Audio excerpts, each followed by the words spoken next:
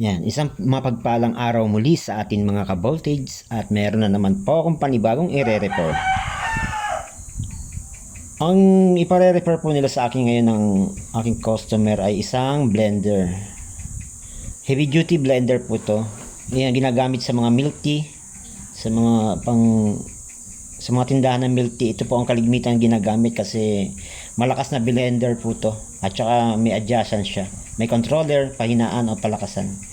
So ang issue nga po nito, ayan, sira na po yung mismong socket niya.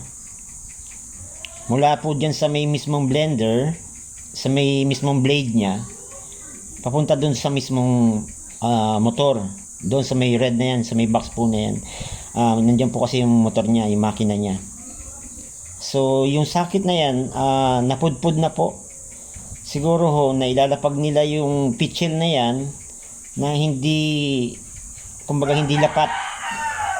Napapaandar nila na hindi nakalapat yung mismong socket niya doon mismo sa may gear. Kaya nangyari na pudpud po, nabungi yung socket. Kaya ang nangyayari sa kanya, umaandar siya pero hindi umiikot yung blade.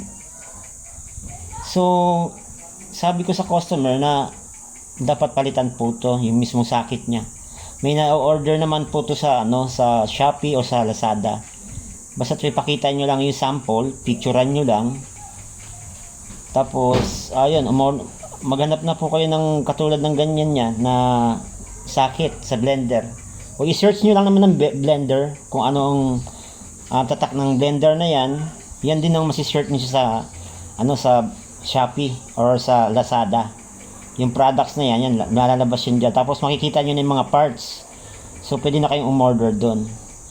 So ngayon, ang sabi ni customer, habang mag-order muna daw siya kasi kailangan na talaga nila ng blender. Kasi gagamitin nga po daw talaga nila, kailangan na kailangan.